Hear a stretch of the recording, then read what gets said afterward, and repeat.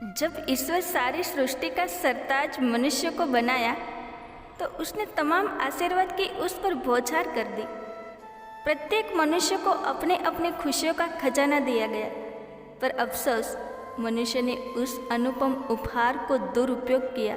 इससे भगवान को अत्यंत दुख हुआ और उन्होंने देवताओं की एक सभा बुलाई और सभी देवताओं से चर्चा किया कि मनुष्य को इस अनमोल उपहार का ज्ञान किस तरह कराया जाए।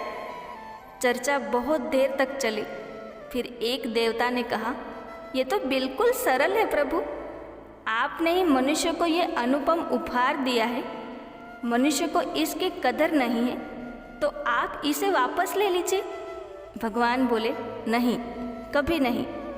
उपहार मनुष्य को दिया जा चुका है और दिए हुए उपहार को वापस लेना शोभा नहीं देता।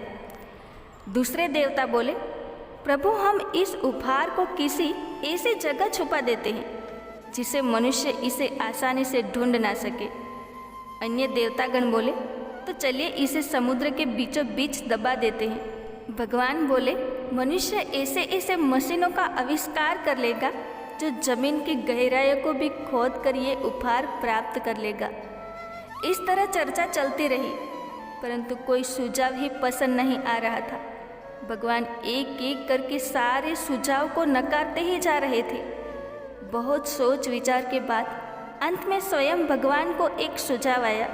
भगवान बोले, इस उपहार को मनुष्य के भीतर ही छुपा दिया जाए। मनुष्य अपने बाहर आसपास हमेशा खुशियाँ और प्रसन्नता ढूंढता रहेगा, परंतु खुशियों का उपहार उसके भीतर ही होगा।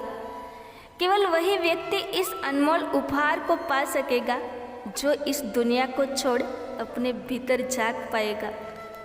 दोस्तों, हम खुशियों को अपने आसपास ढूंढते रहते हैं, परंतु खुशियों का अनमोल खजाना तो हमेशा हमारे भीतर ही विद्यमान रहता है। अक्सर हम खुशियों को बाहर तलाश करने की कोशिश करते हैं। हम ये भूल जाते हैं कि वो हमारे आसपास बहुत छोटी छोटी चीज़ों में ही समाई हुई है। आपने कभी भी यदि ये माना है कि खुशी के बराबर कुछ भी है तो आप गलत हैं। खुशी की तुलना किसी से नहीं की जा सकती और ये हर वक्त आपके अंदर ही होती है।